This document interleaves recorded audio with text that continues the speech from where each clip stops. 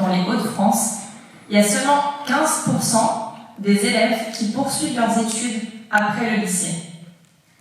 En France, pour vous donner une idée, c'est 8 sur 10, et dans la région, c'est plutôt 1 voire 2 sur 10. Et pour comprendre cette réalité, il faut aller à la rencontre des élus. Et quand on fait ça, en fait, ils nous racontent que ce scénario-là, il se reproduit un peu partout dans ces régions rurales, surtout à cause des problèmes de mobilité. Donc, ça veut dire que dans ces zones-là, le transport, il n'est pas en train de répondre à ce qu'il est appelé à faire, qui est donner accès aux opportunités.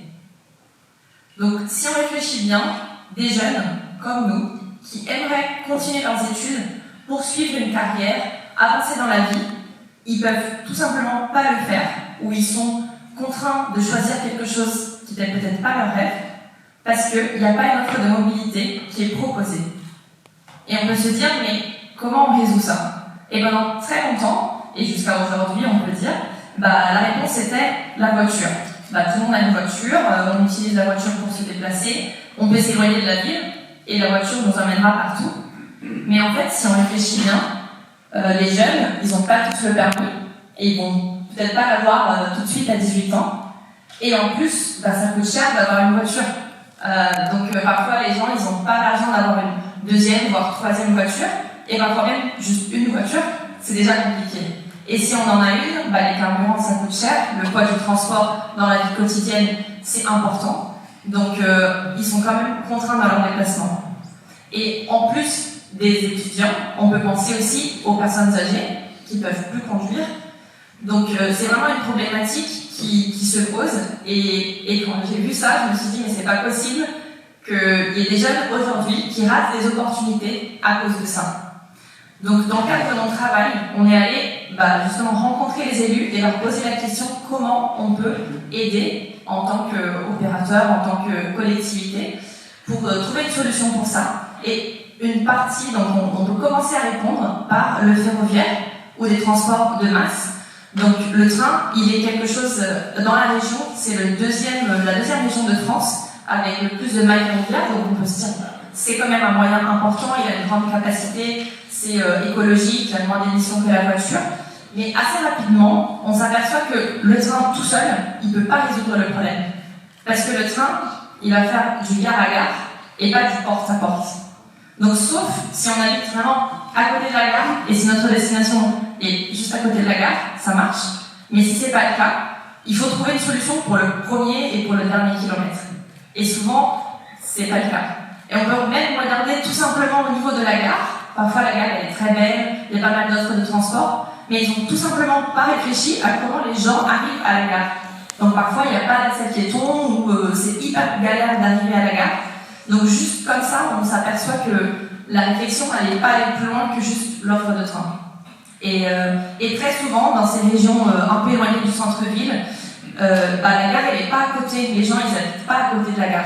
Donc comment ils vont arriver là-bas si ils ont peut-être une voiture, mais il n'y a pas de place pour se garer, où il n'y a pas d'offre de transport collectif.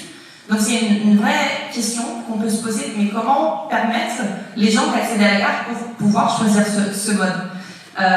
Et du coup, on s'est penché dans mon travail pour dire, est-ce qu'on peut trouver des solutions pour ça? Donc là, je vous apporte deux exemples.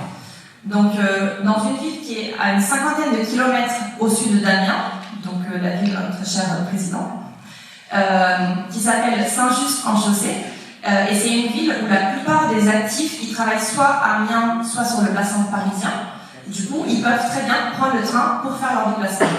Et la ville, elle est assez centrée, la gare, pardon, elle est assez centrée dans la ville, mais il y a quand même des gens qui sont un peu loin.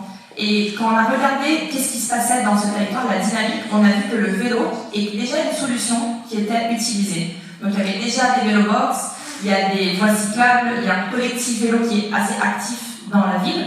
Donc on s'est dit, là, le vélo, il peut marcher. Peut-être que certains d'entre vous font du vélo, vous allez commencer pratique pour faire le vélo, surtout si c'est des petites distances, donc il ne faut pas non plus être un super sportif pour faire 5 minutes de vélo. Donc ce qu'on propose, c'est ça, tout simplement d'avoir plus de places de parking, de pouvoir proposer de la location longue durée, donc ce type de solution qui peut marcher pour ce territoire. Un autre exemple que je vous propose, c'est une ville qui est plutôt au nord d'Amiens, donc à 30 km, et qui s'appelle Albert. Et dans cette ville, il y a une gare qui est assez active, il y a pas mal d'offres. Et à 3 km, donc pas trop loin, mais pas quand même à côté, il y a une zone d'activité assez importante, où il y a beaucoup d'emplois, et les gens qui habitent Amiens ou autour travaillent dans cette zone, et pourraient utiliser le train pour accéder à cette zone d'emploi. Par contre, comment faire les 3 km? Et on a regardé, est-ce que par hasard, il n'y aurait pas une offre ou quelque chose? Et oui, il y a quelque chose. Il y a une offre de cars régionales, donc c'est pas très souvent, mais il y en a quand même, qui partent de la gare et qui passent par cette zone d'activité. Et du coup, on peut se dire, parfait, ça marche. Sauf que, on arrive en train, on descend à la gare, on commence à marcher vers l'arrêt de bus, et là, le bus est parti. Et on vient de rater la correspondance. Et je pense que tout le monde a déjà vécu ça, et c'est hyper frustrant quand tu vois le bus partir au loin et tu viens de rater la correspondance et tu dois attendre je sais pas combien de temps pour le prochain. Et c'est justement le cas. L'horaire du bus et l'horaire du train sont pas coordonnés. Donc c'est pas possible d'assurer la correspondance et on empêche en fait ce déplacement multimodal. Et finalement c'est ça, c'est pouvoir combiner plusieurs modes d'une façon coordonnée. Et pourquoi c'est pas coordonné? Pourquoi il n'y a pas la correspondance? Et en fait, on se rend compte que c'est un problème de gouvernance.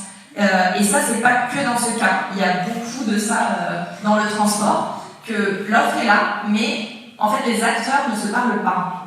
Donc, il y a chacun dans son coin qui fait son truc. Donc, la région, elle fait les TER, elle organise les trains, elle fait les horaires. Après, il y a le département qui a ses lignes de carte et qui organise ses horaires.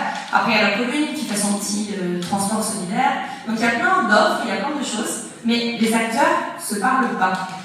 Et en plus de ça, il n'y a pas une réflexion vraiment de porte à porte. Parce que chaque entité, chaque acteur va s'occuper de son petit tronçon. Donc, mon petit tronçon de bus, mon petit tronçon de train. Sauf qu'en réalité, comme on sait tous, souvent on a besoin de plus qu'un mode. On doit enchaîner différents modes. Et il n'y a pas vraiment de réflexion comme ça, complète. Et on peut se poser la question, mais du coup, quelle est la bonne échelle? Parce que si c'est pas la commune, si c'est pas la région, comment on fait? Et la réponse, elle est venue avec la loi d'orientation des mobilités en 2019, qui parle pas mal des questions de mobilité, et elle introduit une notion qui est le bassin de mobilité. Qu'est-ce que ça veut dire? En fait, c'est tout simplement regarder les déplacements, planifier les déplacements dans l'échelle réelle, là où les gens font leurs déplacements.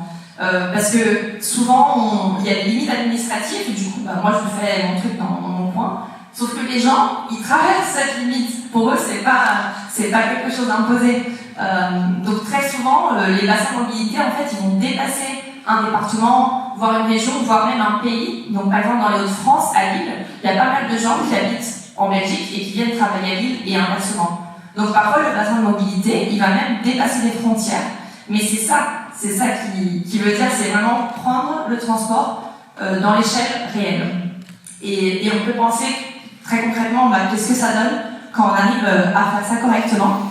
Et là, j'ai quelque chose peut-être que vous connaissez, la carte Navigo, peut-être que vous en avez une. Et en fait, ça, c'est une carte magique, si on pense bien.